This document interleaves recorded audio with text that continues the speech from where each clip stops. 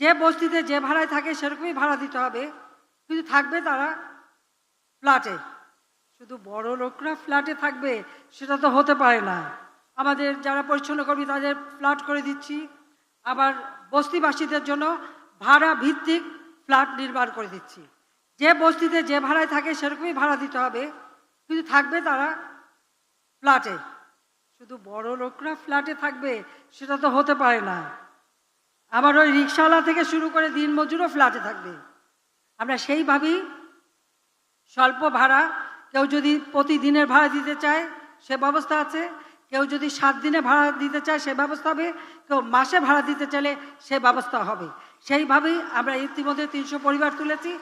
আস্তে আস্তে আমরা ঢাকায় কোনো বস্তি, ওই কাঁচা বস্তি, অস্বাস্থ্যকর অসুস্থ পরিবেশ থাকবে না, সুন্দর পরিবেশে সবাই বসবাস করবে, সেইভাবে করে দেব। সেই পদক্ষেপও আমরা নিয়েছি। এখানে আমাদের আর্কিটেক্ট, ইঞ্জিনিয়ার তাদেরও একটু মানে বেখেয়ালিপনা আছে। একটা পুকুর দেখলে সেখানে একটা দালান তোলার প্রবণতা, অথচ এই ঢাকা শহর এক সময় খাল পুকুর ভরা ছিল, বাতাসটাও ঠান্ডা থাকতো, এত চমৎকার ছিল। শীর্ষের অনুভূতি থেকে মুক্তি দেয় মাত্র 30 সেকেন্ডে পেপসোডেন্ট সেনসিটিভ এক্সপার্ট। বেশিরভাগ খাল বন্ধ হয়, সেখানে বক্স কালভার্ট করা হয়েছে, নয় বন্ধ করে দালান কোঠা করা হয়েছে। পুকুরগুলি একে একে প্রায় বন্ধ। কাজে এগুলি এখন খালগুলি অনেকগুলি উদ্ধার করা হচ্ছে, কিন্তু দয়া করে যেখানেই যে পরিকল্পনা নেন জলাধারগুলি সংরক্ষণ রাখবেন।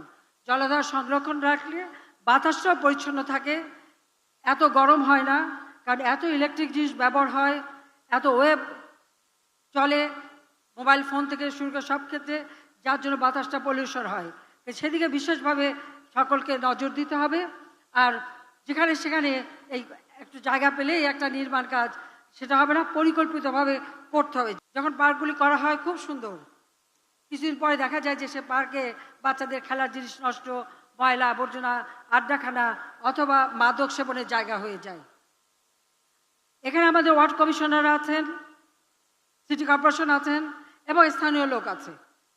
আপনার যার যার এলাকা অবশ্যই আপনাকে দেখতে হবে এই পার্কগুলি যেন এভাবে যথেচ্ছাচার ব্যবহার না হয়, মাদকা সেবনের জায়গা না হয়, আর সেই জায়গাগুলি যেন নষ্ট না হয়। যার যার ওয়ার্ডের সৌন্দর্য বর্ধন, পরিচ্ছন্নতা এবং সেগুলিকে সুন্দর করা, এটা কিন্তু প্রত্যেকের দায়িত্ব। মনে রাখতে হবে জনগণ ভোট দিয়ে আপনাদেরকে নির্বাচিত করেছে, এই যে আপনার এটা দায়িত্ব এই কাজগুলি করার।